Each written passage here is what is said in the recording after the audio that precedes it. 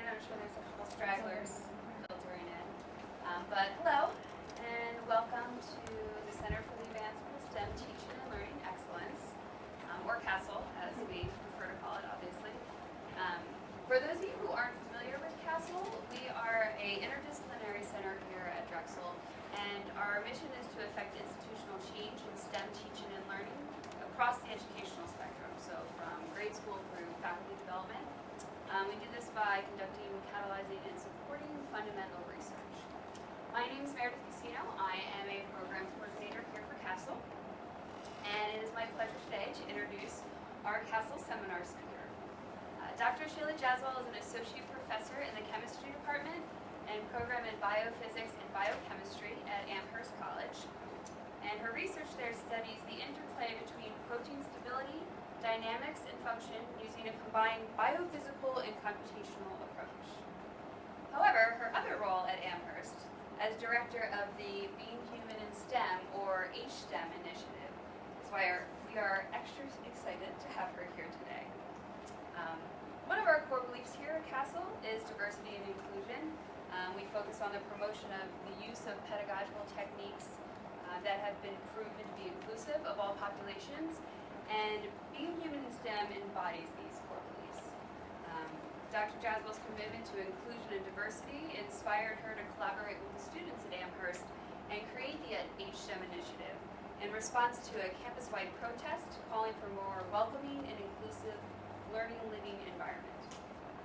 So as HSTEM director, Dr. Jaswal facilitates an HSTEM course in collaboration with students, staff, and faculty colleagues, organizes campus and regional HSTEM events, gives talks and workshops at colleges such as Drexel, and oversees a growing HSTEM network. She also shares some curricular and HSTEM resources online. So without further ado, to talk more about Being Human in STEM, we welcome Sheila Jaswal. Thank you, Meredith. All right, well, it's a real pleasure to be here, and it's a little intimidating, my YouTube audience out there, to be videotaped, but I'll do my best to live up to the internet hype. So I'm really here to talk to you today kind of by accident. So I'm going to tell you about my unexpected and still ongoing journey that I could not have predicted 3.5 years ago when Amherst was undergoing student unrest, like a lot of campuses around the country.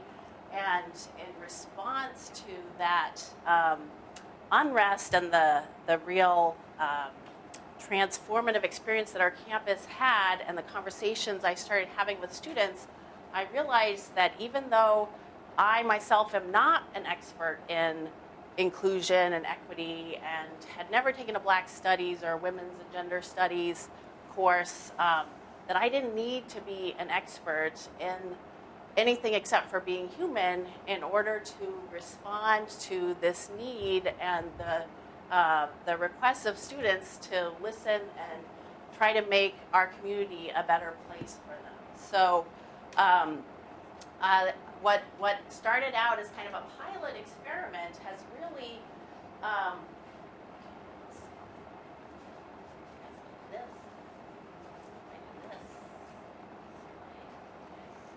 there we go, has really ballooned in the last 3.5 years from a course that at Amherst has not only been a course but has sort of served as the nucleus of a lot of important conversations around issues of diversity and inclusion, as well as has catalyzed some additional strands that are going between different institutional departments, such as our Office of Diversity and Inclusion, our Center for Teaching and Learning, and our departments, to really kind of serve as a hub for those strands and be a place where students, staff, and faculty alike are engaging in these conversations on a regular basis and learning from and supporting each other, as well as creating initiatives on campus that are helping to slowly impact our campus climate and leading to some progress. I'm going to show you some evidence for that going forward. So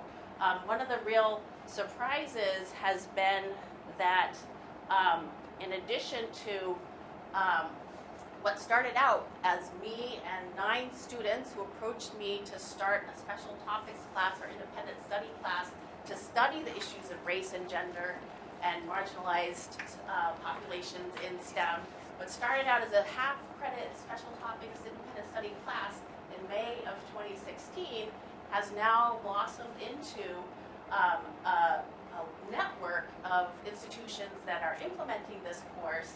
And so from the 9 of us that we had in May of 2016, this is a photo from a recent summit that we had, Being Committed STEM Summit, with Yale, Brown, and folks who are going to start the course at Williams and University of Utah. And so kind of from something that grew out of trying to address our own needs at Amherst, recognizing that the needs of Amherst are not unique, this has really seemed to strike a chord, which is why I'm out here talking about this, despite up to 3.5 years ago being an expert in protein folding, teaching chemistry, teaching biochemistry. That's where my passions have always been, but it turns out I'm also passionate about being a human, and I'm really good at being a human, which means making mistakes, making my own intersectional and imperfect pathway through STEM.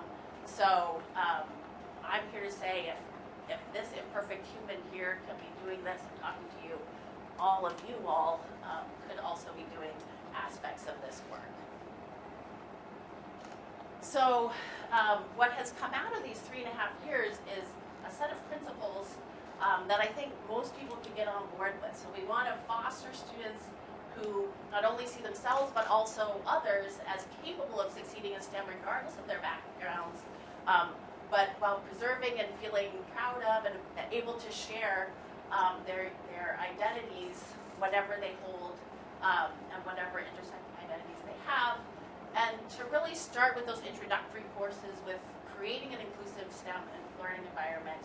But really, I think the important thing is that we all share a responsibility for trying to shape the STEM community that we all want to have. And so these are kind of the principles that have risen up, but let me just give you, that's kind of the preview, but let me take you through and explain how this came to be and why Amherst in the fall of 2015 was really ripe for something like this to happen. So Amherst College is an elite liberal arts college in the Northeast in Western Massachusetts. We have about 1,850 students who come from all over, and over the last 10 years, Amherst has really undergone a big push to diversify, and this has been helped through going to completely need-blind admissions, and since 2006, all financial aid has been through scholarships and not loans. So this has made it a really great, attractive place for students from all backgrounds to come. And so we've got 45% students of color now, and 55% of our students receive financial aid, and actually about 28% are Pell Grant recipients, which low-income students are qualified for. So that's been great, and our college has worked really hard to make this happen.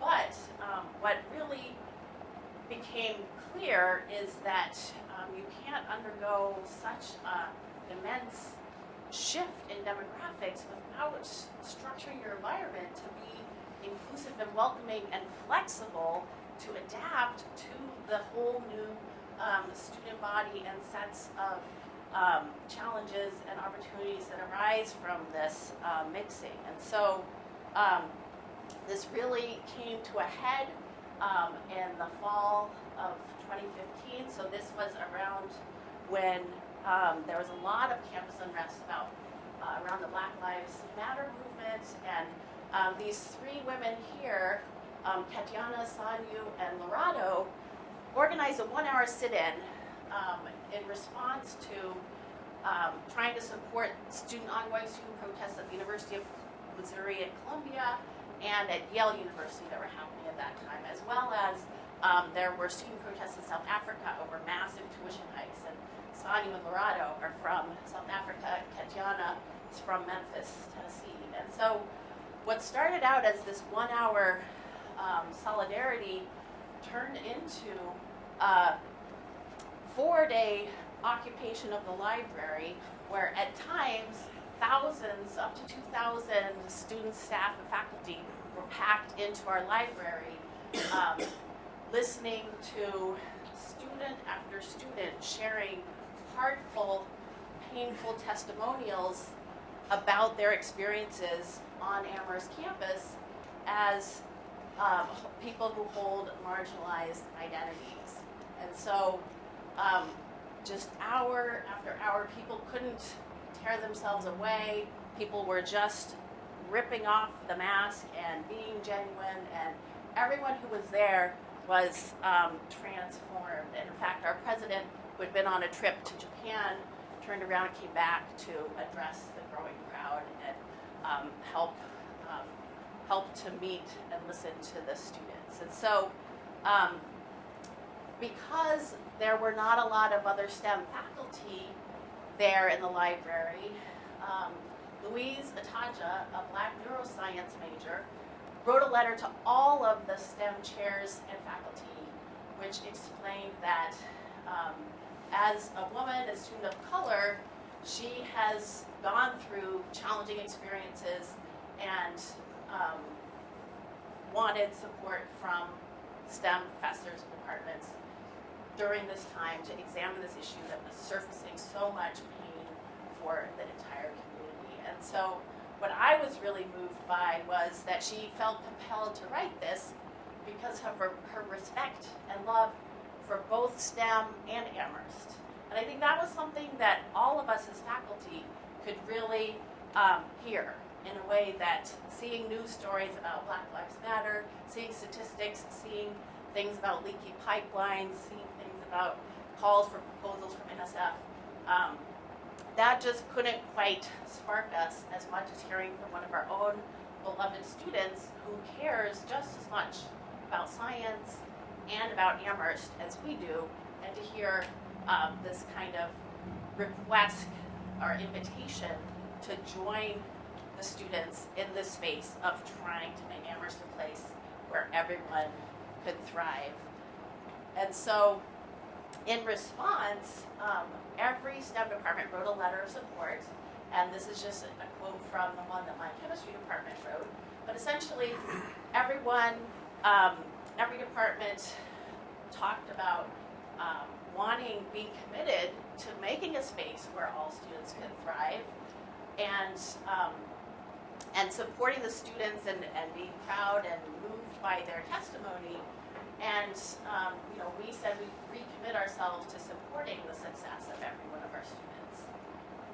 So in the process of these 4 days and the aftermath, I was having a lot of conversations. I was in the library with the students and had students streaming into my office. And so, like the analytical, visual learner that I am, I went to my dry erase board and I tried to process what this was meaning for me as a person who holds many identities at the margins that have some of them given me privilege, some of them given me challenges. And so I went and I made, I don't know how many of you have had chemistry.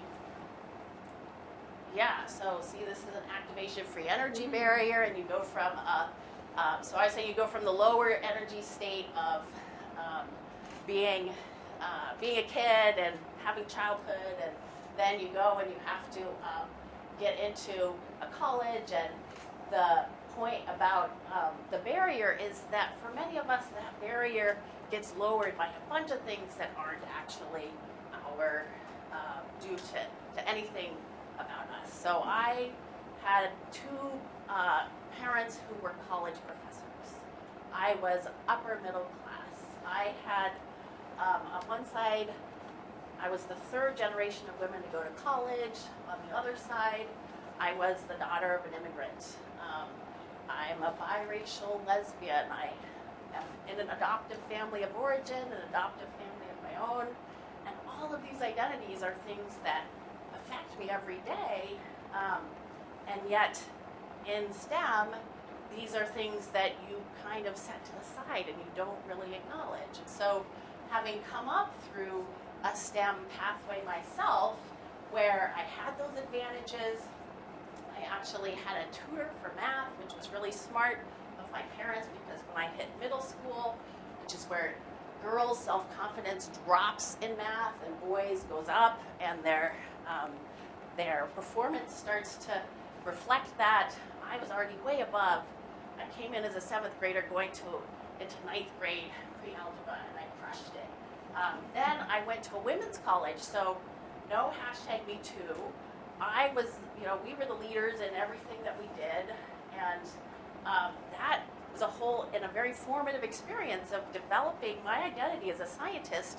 I had a great supportive environment, which then led me, I can't even follow all the different, here's Mills College, here's, I went to UCSF, one of the premier health sciences schools.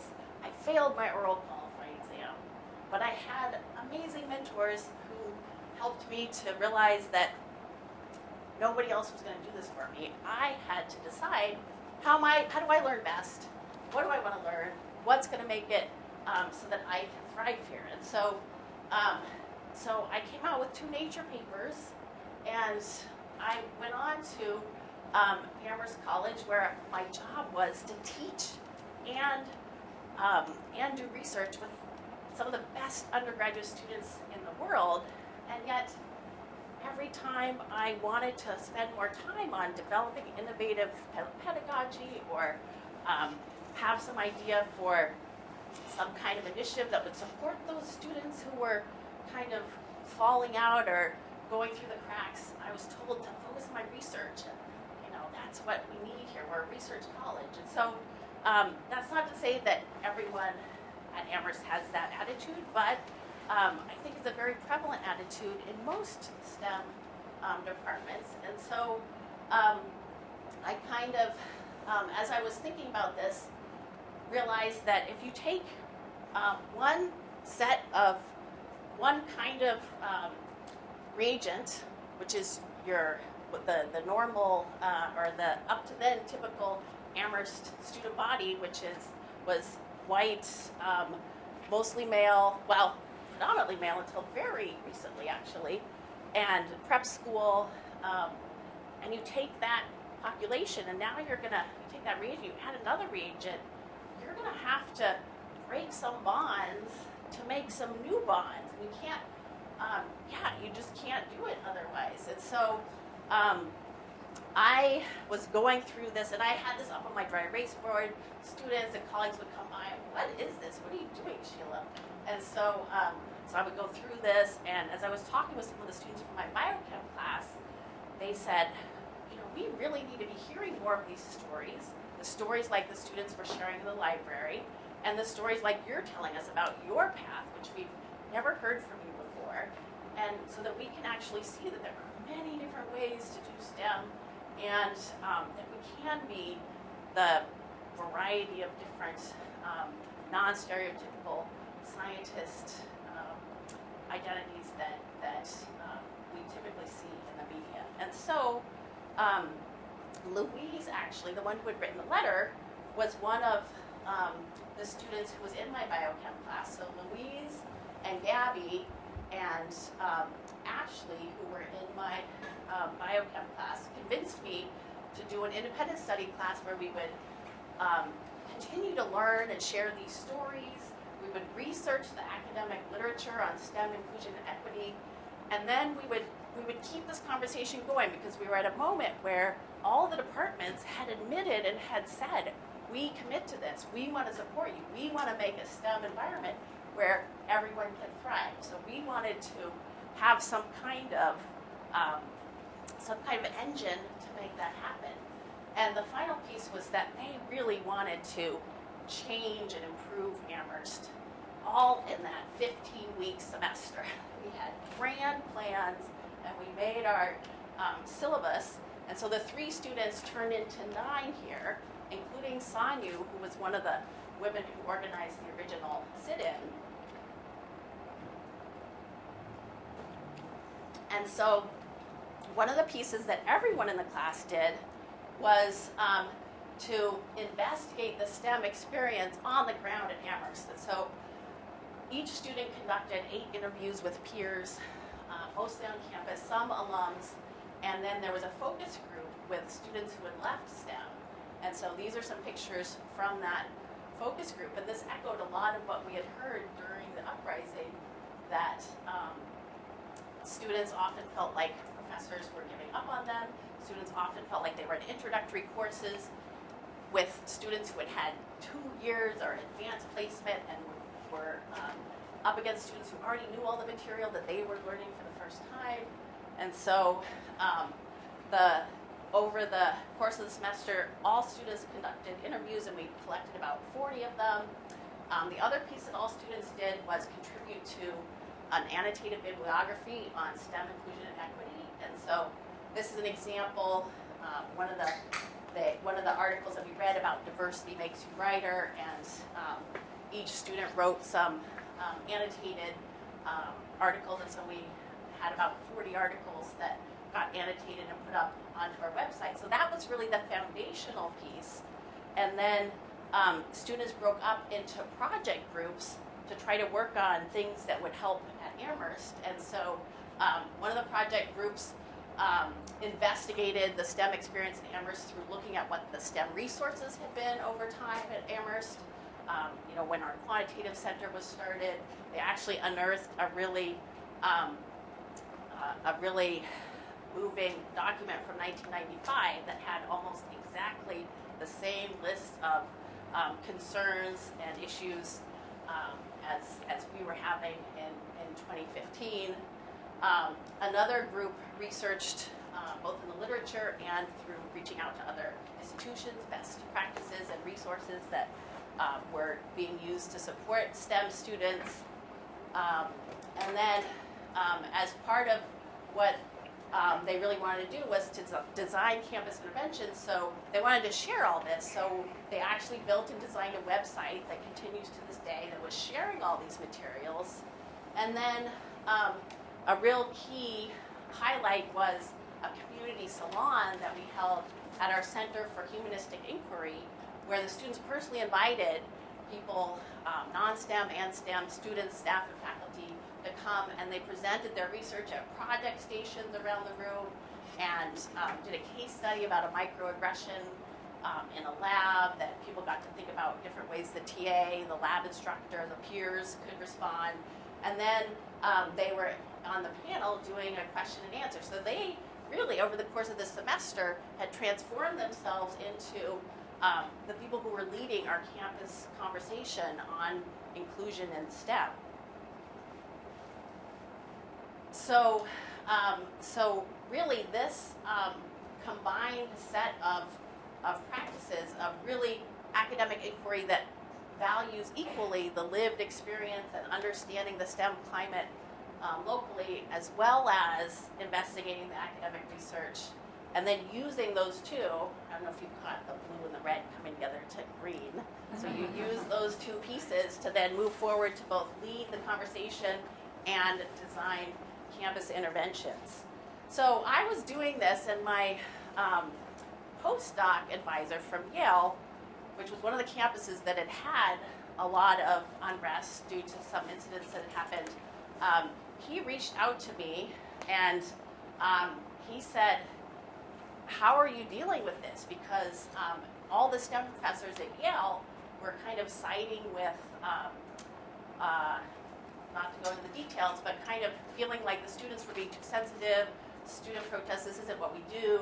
And so he invited me, actually he and some students who he had started working with, invited me and the students to come and talk at Yale about our uprising, about how we had created this class. And so, so this is a few of us from the class, and there were about 35 professors, grad students, postdocs who came to this dinner panel, and it was just really incredible to see my students up there as the experts with this Ivy League audience. And you see Ruth here, it's really, telling it like it is, and Ashley, this is actually 2 different pictures, they weren't talking at the same time like it looks like there, but so they really shown in that moment, and the students, the Yale students, were really excited.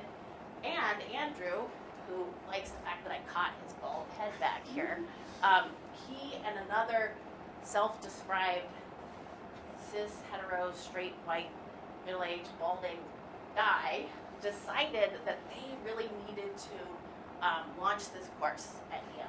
So Andrew and Simon Mokri in the physics department at Yale went ahead and started this class with 12 students.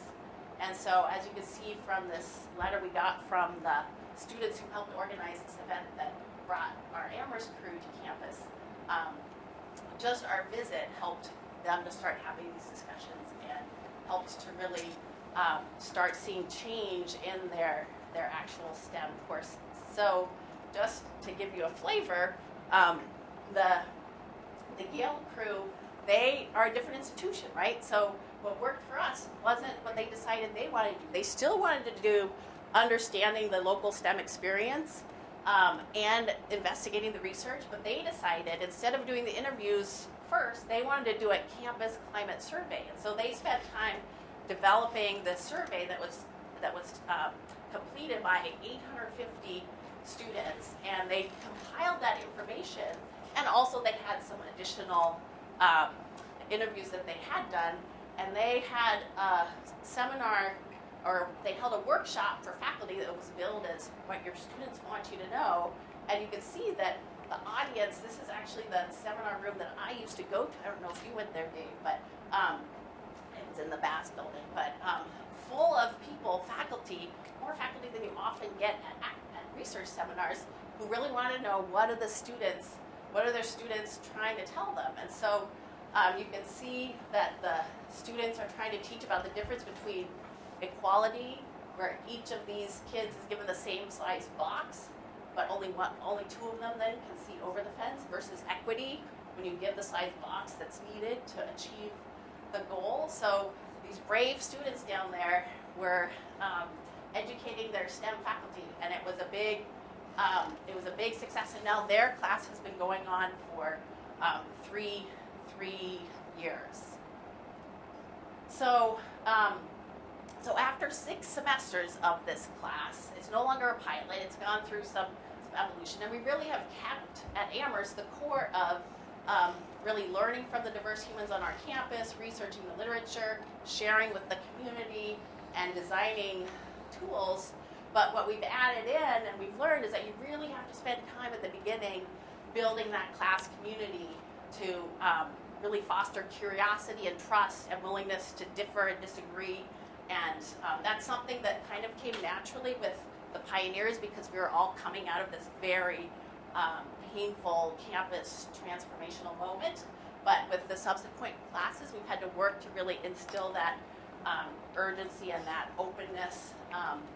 And then really, since that first time, actually connecting with humans in STEM beyond Amherst has been a big part of helping the students see that they are part of the national conversation, and they are at the leading edge, and that what they're doing isn't just something in the bubble at Amherst, but it's something that everybody is grappling with. And our model is something that can be adapted to help many institutions. So just to give you a sense of what the class looks like kind of in visual terms. So the first phase of it, we spend time to build our community and to really establish the foundational academic inquiry. So that means whether it's interviewing other students on campus, whether it's interviewing people who are involved in supporting STEM students on campus, it's getting a sense of our local STEM climate, and then it's delving into the academic literature and finding out what we need to know, or at least some foundational information about equity and inclusion in STEM.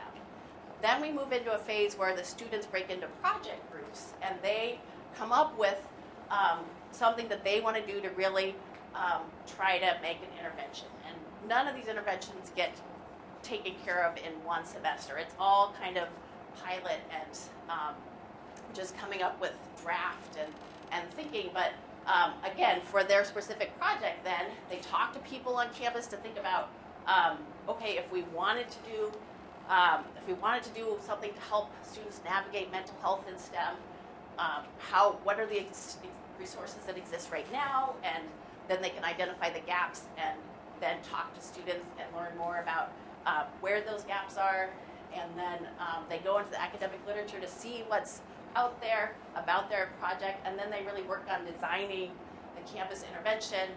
And then at the end of the semester, we have what's been either at the salon on campus, or we now have had for 3 years in a row a summit with the other HSTEM classes at Yale.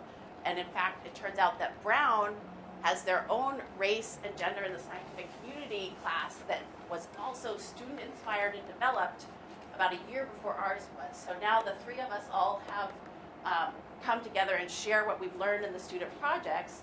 And as just a little bit of an example of some of the different projects. So one student group came up with a 2-week summer curriculum. So I don't have it here. I brought some handouts that I forgot to show you.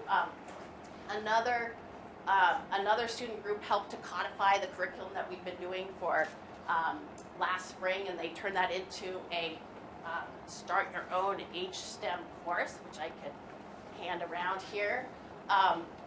Another group came up with an inclusive elementary school activity that isolates DNA and also shows a bunch of different types of people as scientists to get kids understanding and seeing that scientists are all different types of people. So those are just a few. One of the biggest successes has been our Inclusive Curricular Practices Handbook, which I brought a couple of those. So this started out as students collecting information from their friends and from their interviews about what had been successful for them in feeling included and feeling like they were supported in their learning, and finding out things like being really explicit about what office hours are. Starting out your class by humanizing the professor to show that you're not some expert who has nothing, who they can't relate to at all because you've always been a science genius, but in fact, you're someone who maybe did gymnastics as a kid and has a dog who is really dog aggressive, and maybe your kid was just totaled their car last week. Oh wait, that's me right now. So just several, there's about 15 different practices that they also went to the literature to validate, and then we, a loose group of STEM faculty and staff, worked together to add our own experience and expertise to that, to then come up with this handbook that about 20 pages, and it has what is the practice, what are you going to gain from it, what's the effort for it, and it has specific instructions, including templates, to make just a little bit easier for someone to try one of these practices that, of course, we're not inventing any of these practices, they're all out there, but this is a kind of Amherst sourced and, not necessarily guaranteed to succeed at Amherst, but has succeeded at Amherst. And that's something that's available to be downloaded from our website, and it's been downloaded over 100 times, and we've given out many, many copies. So this is just the ethos behind the handbook, is to really try to come up with strategies that foster trust and understanding between professors and students, that establish an inclusive activity, that have some intentional inclusive community through intentional activities, including getting people to learn each other's names in a science lab, which up until we started doing this, people would go through a whole semester of seeing each other every week and not knowing the names of anybody except for their lab partner.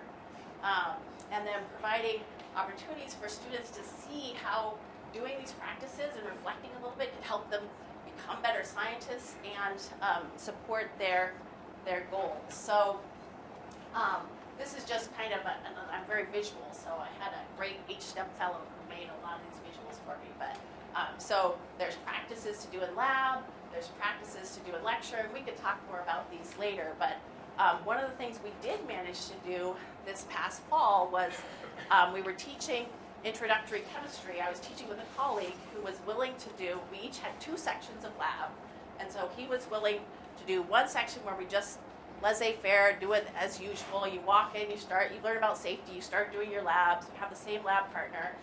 And then one where we did some of these intentional inclusive practices, including switching lab partners, having specific reflection. We had a little community sharing at the beginning of each lab period, and we put up our kind of community statement, which I should have found, but just something about respecting everybody in the community and wanting to share each other's, just being part of a community.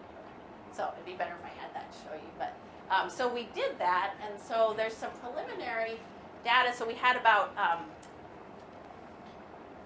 70 students who were in the sections that did not have the HSTEM practices. So my colleague and I each had 2, but then there were 3 other folks who just did the laissez-faire, and we didn't ask them to do HSTEM. So we had about 70 who did no HSTEM practices, and about 40 who did.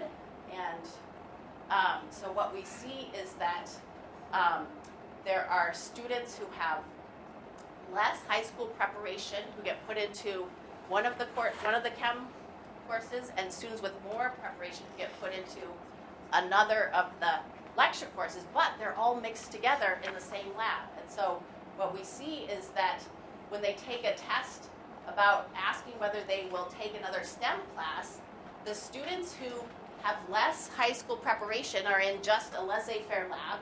They don't really change before and after the semester.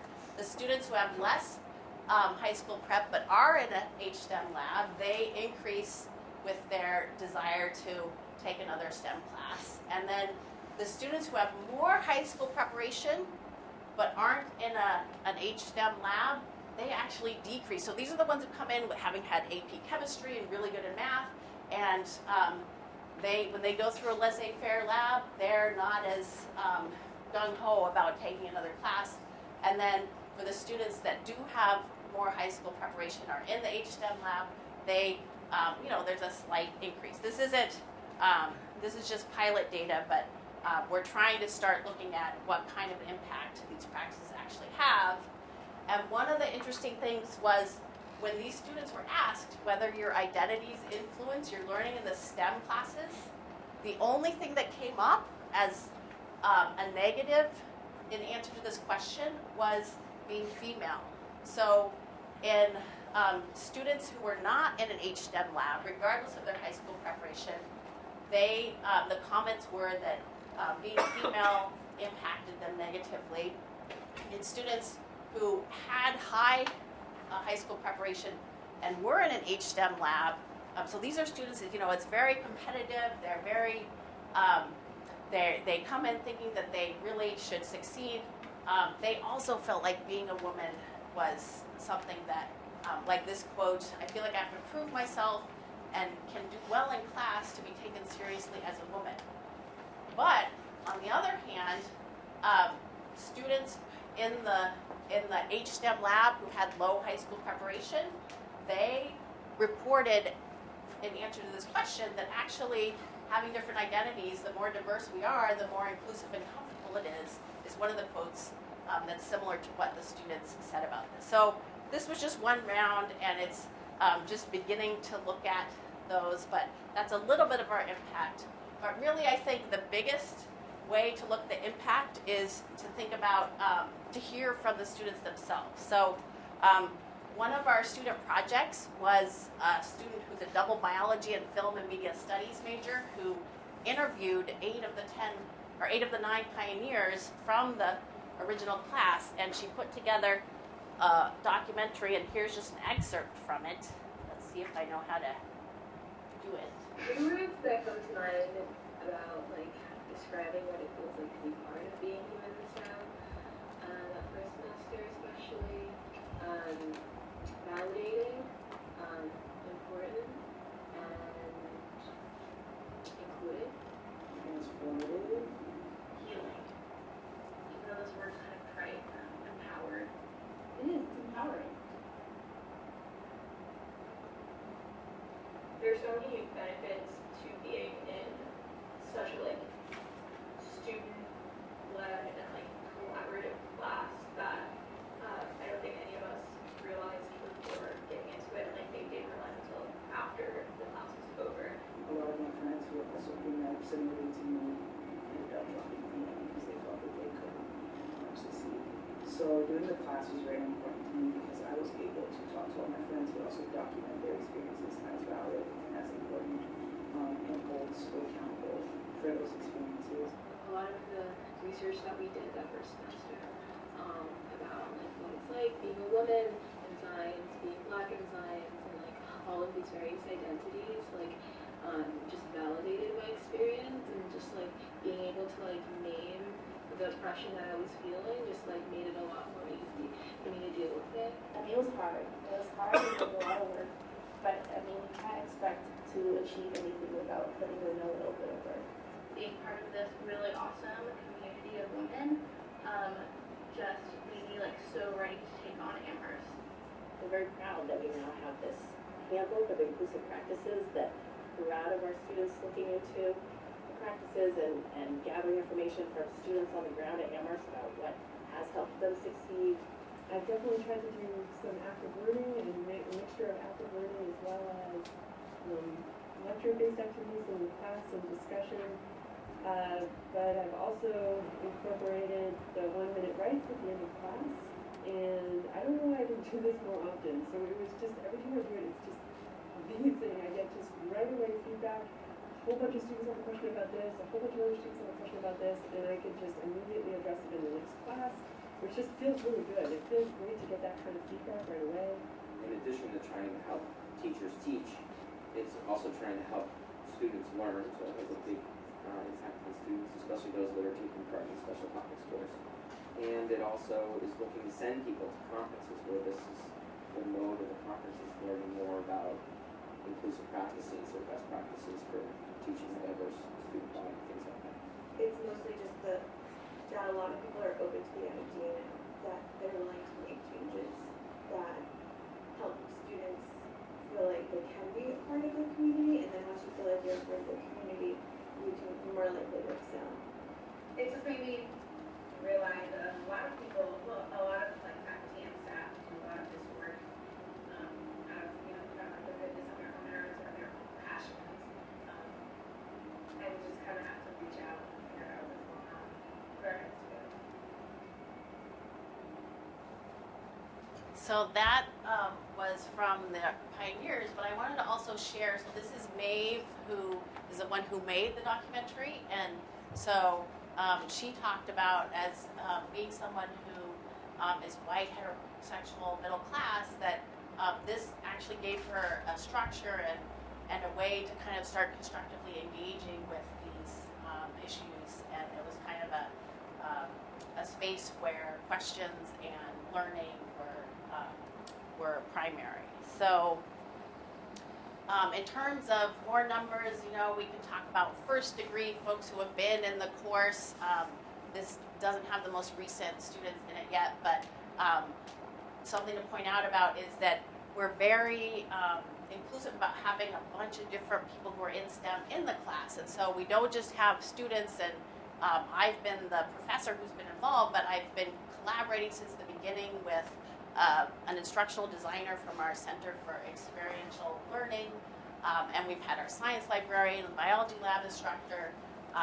It's just been a great experience for everyone to be learning together about these issues and about each other.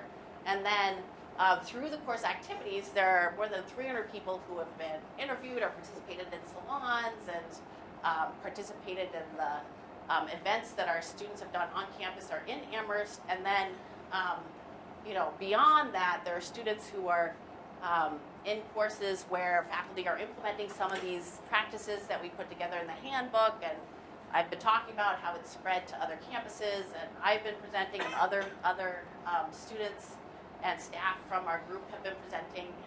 So the impact, you know, we're still figuring out how to measure impact and how to do assessment in a way that our, you know, we might be able to someday get funding, and it might be able to someday be something that is not just me doing in my spare time, but for the moment, the key centerpiece has really been this model of the course that's acting to catalyze the progress on campus and the conversations on campus, and it's really integrating these key components But really, it comes down to an ethos of just trying to foster a more inclusive and supportive community by really intentionally developing a framework to understand and navigate diverse identities in the classroom, lab, and beyond. And then really, the next piece of that is actually just being willing to take some action and try things. And so, there's a whole continuum of ways that folks can start trying to do some of these HSTEM practices. So you can download our Inclusive Practices Handbook and commit to trying one of them. You can try to share your Being Human in STEM story in class or with others at lunch sometime and ask about their story. Really, a lot of this is connecting with other people on campus and finding community to really support and energize yourself for this kind of work. And going and getting off campus and learning from other folks who are doing good work, and learning from people who actually are the experts at doing discipline-based education research. And then, you can work on trying to start seeding some of this beyond the usual suspects, beyond the people who show up to events like this. And then, there's also the possibility of starting your own HSTEM course, but the nice thing is we've got the 2-week version, we have a half-course version, we have a full-course version, so you can choose what works for your energies and your setting. And if you call 1-800, no, just kidding. So next steps, we also have the full documentary on the website, and Yale has put all of their information. It's not so easy to navigate, but it's at this URL, and of course this really has been just an immense collaborative experience, and really I just gave myself the title of HSTEM director because why not? Nobody else is going to, so I can, and I am directing it. But really Megan Lister joined me from the second course on and has really helped in thinking about the project-based learning and keeping it going. I've had my chemistry department has been fantastic at funding things, so they funded a couple of pedagogy fellows for me. I've had co-instructors from across STEM, and then we've had this nice collective who have contributed in different ways to the handbook and participating in events. And then we finally have a Center for Teaching and Learning, which includes a STEM specialist now. You all have a whole STEM center for STEM education. I'm very jealous, but we have Sarah, and she's awesome. And we now have a new science center whose director is all on board with HSTEM and wants to make the whole science center HSTEM. And then, of course, funding from different sources, and the students, you can go onto our website, and you can click on the different courses, and you can see the different students, the different projects that they've put together, and we have a lot of resources there. So I will thank you for your attention on this warm afternoon in the last week of the semester. Thank you for taking the time to think about this, and I'm happy to take questions.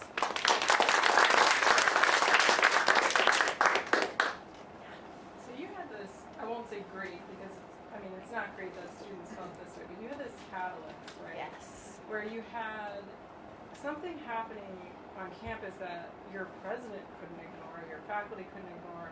Your students were so driven by their experience that they felt the need to outreach to departments. Yes. And so I think in large ways that was really probably very important for allowing these things to happen. Absolutely. And so, we think about these things in this space, and we think about how, I'm thinking about it with grant writing right now, how do we drive conversations around inclusive pedagogy that incorporate a broad audience, right? So one of the challenges is language, right? So some of the language that we use around inclusive pedagogy, people don't know, and so they don't know to come to these events, et cetera. So do you have recommendations for how to,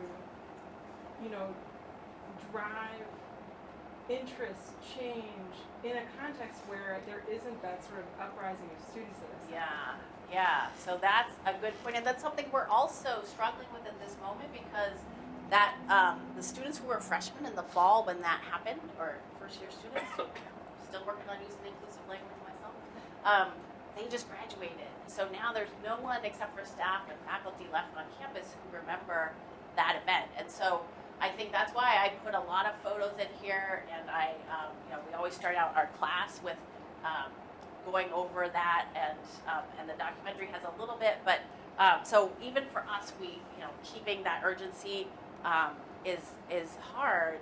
I think at Amherst, one of the really secret weapons is our students. So when faculty and staff are invited to things by students, they show up. So whether it's the football game or the lacrosse game or the music concert, or I'm presenting research from this course I did, will you come? And so then we can do a little bit of planting the seed, and so having personal invitations to things by students is a big part.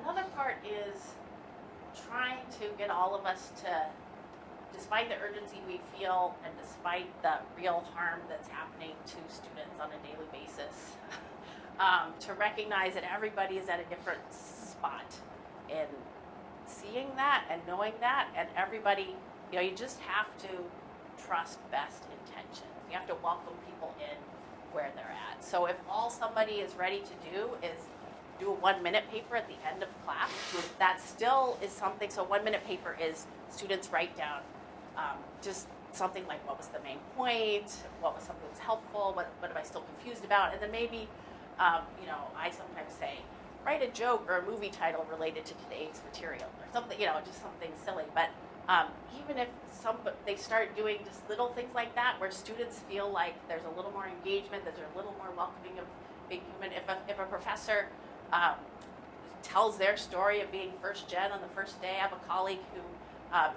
does very standard sage on the stage, but he shared his story on that first day, and I think it made a big difference to a lot of our students. So I think you don't have to, there's a tension between just burn it all down because it's not meeting the needs of the most marginalized, vulnerable people. And here's what we have. People are generally here because they are committed to students and they want students to succeed. So let's try to help. But I don't know. That's that's the best I can do. Yeah. Two questions. I think it's sort of related. First, you said that you're including people who are HSTEM inclined. But have you thought about maybe making this course or part of the course sort of a core curriculum portion for students who do STEM? That's a great idea and something we have thought about. So one thing that happened last summer was, because we were moving to a new science center, we could only have 8 weeks of student research, but there were some fellowships. There were 12 students who were funded by a fellowship that said it had to be 10 weeks. So 2 of my colleagues took the curriculum, the 2-week curriculum developed by students in the class, and did that for the last 2 weeks. So these were students who didn't self-select into the class,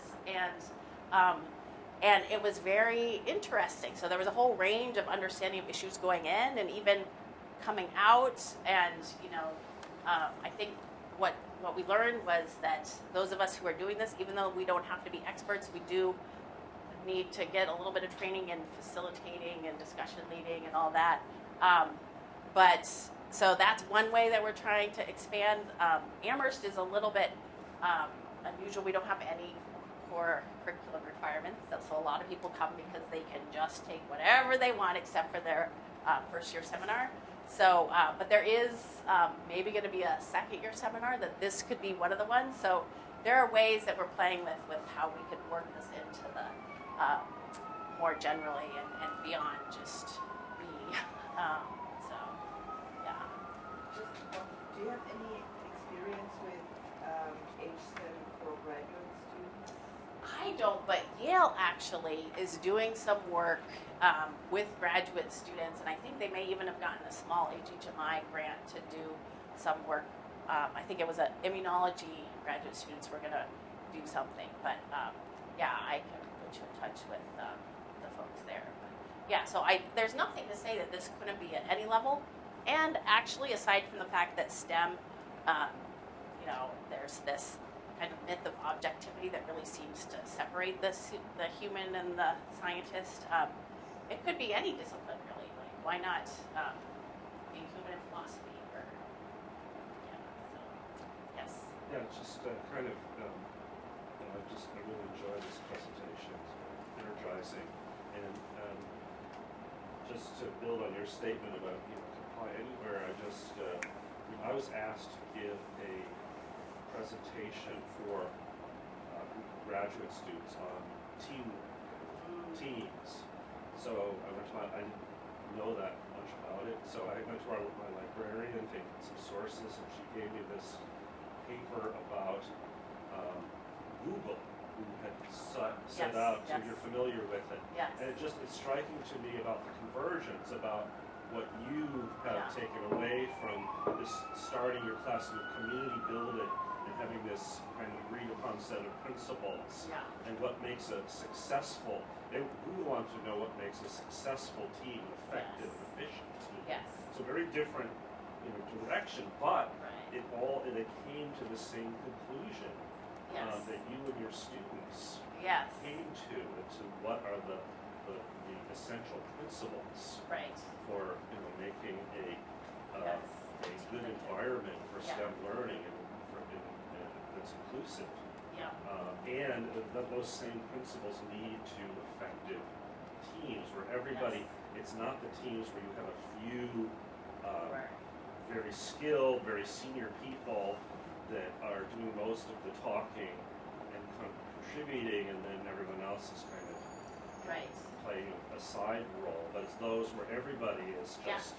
And I read it. It's a couple years old. It's actually a New York Times piece. Yeah. So I think one of the takeaways is just like spending that little bit of time, even in labbing. Now in group meetings, we spend time at the beginning going around just like, oh, anybody do anything fun, and just the little bit of small talk, chit chat is actually really important for like lowering the barrier for then being able to engage in high level intellectual work and trusting each other to bring up questions when we have them. And the other thing about group work is that you have to be careful when you have mixtures of different folks, that you're not putting someone who's the only one who holds a certain identity in a group alone, like the only woman in an engineering group. And so there's some good research out there about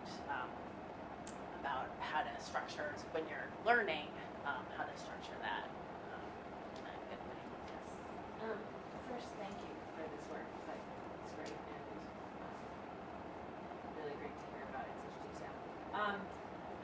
When I was looking at the video, I noticed that a number of the students don't seem to be STEM majors.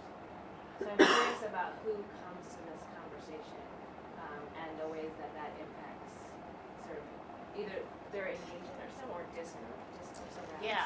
So at Amherst, a lot of the pre-meds are not STEM majors, so they major in French and then they go to med school. So some of that was who's there. Some of them are going towards public health. But we have had more STEM majors more recently. But that first group, for whatever reason, was primarily not. I think we had Olivia in geology, and she may have been the only one. So I think, in some ways, it's great to get the conversation about being human in science going both ways, so that folks who aren't scientists have a better understanding. There's a big movement in science in general to just break down science and make it accessible and make people understand what it is we do. But I think part of that is also understanding that scientists have this diverse range of identities and scientists can grapple with these issues. So, and I think the perspective that other students brought and their ability to write and their reading reflections, amazing. So, but ideally we'd have a mixture, and I think at Yale they've had more pure science majors who have been in the class. The class at Brown was started by 3 women, undergraduate women in physics, or a couple of them wrote the proposal, and then the first class was mostly women in physics. So, there's certainly, I think people have different reasons, but for some, like you heard in the video, hearing your experience validated through talking to other people and just learning that things exist like imposter syndrome, like stereotype threat, and realizing that, oh, okay, it's not me, so maybe I don't have to take this as a sign that I don't belong. That's a big piece of it. And then folks who maybe have privilege in different ways, learning about but it's really, we all have privileges and barriers that we don't necessarily examine, but that do have an impact on how we go through life, so. Because I was also thinking that they have had STEM experiences, right? They graduated high school and Exactly, go to yes. Yale and Brown and Amherst, Yes. right? So they're not failing those courses. Right, And right. so they're bringing in some experiences that might be valuable. Yes, yes. And we do talk about, so one of the exercises is to create your own Being Human in STEM story, and, oh, I can send that around too. Oh, I haven't been using my, so here you can just take one and look at. These are bookmarks we put together, drawing from students and staff and faculty, kind of stories about who they are in STEM. And so it's a nice thing when we have our events, people can take one and they'll get, somebody, and then there's the picture side, and then there's the adult coloring it, flip over so that's another kind of relaxing, so I don't know that, I've never seen anybody color it in, but you could be the first, and then you could hashtag or at Being Human in STEM. So, and if anybody comes, how many people might come to the workshop tomorrow? It's okay, I know it's busy. Great, okay. So we will, so we'll be talking about, and there's just gonna be a small group of us, so we can be very informal and talk about what you want out of it. Yeah. I have one more question. Do you do outreach as well? I'm thinking of HBCUs or MSIs, for example, where persistence in STEM is very low. But something like this might impact from a different direction. Right. Yeah, so I have spoken with folks at conferences about that possibility, and since I'm just the director, I don't have a coordinator and a staff, I have these notes, and I'm like, yes, let's reach out, and but that hasn't happened yet. Those are great partnerships, and actually, people have called me out on the fact that the institutions that are doing this, Amherst, $1.2 million endowment, Yale, huger than that endowment, Brown, and Williams, but then University of Utah, not, so we're diversifying a little bit, but yeah, the idea is use our vast resources and come up with things that people can adapt and use very easily and make it very accessible, and ideally we would consult with people and help them get their courses off the ground so that they're not having to do all this legwork, but it still needs to be flexible enough so that it can adapt to the environment that they're, that each institution has. So, the grand plan is spread the wealth. Yes. Starting with the three of you who are coming to the workshop tomorrow. And just to note, if anybody else hasn't heard of the workshop, it's here in the same room. We're providing a sweets breakfast, I'll say, at 9 o'clock tomorrow. It's open to anyone. So I just had a question about follow-up. So when your students graduate, do you have a way for them to stay connected and keep sharing their experiences when they get into the professional world? Yeah, so I force everybody to link in with me, and we do have a LinkedIn page, but again, I'm lacking that coordinator, and somehow the students don't want to be my social medias are like I want them to, but the idea is that we would have the page, the Being Human in STEM page, and we'd have the class alum page, and we can reach out to people. We have gotten all from 7 of the 8 pioneers reflections that we're working on right now to put into some kind of we're working on a paper to submit with a little bit about this, yes, so that is part of the plan, but it's again something I do, and I'm reading working on something else, I'm like, oh, let's see where Olivia is now.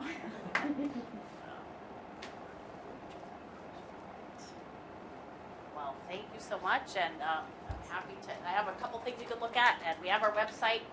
I'll pull it up, you can see it, and yeah, thank you so much. And the handbook is available for download. The handbook is available. It may be that you have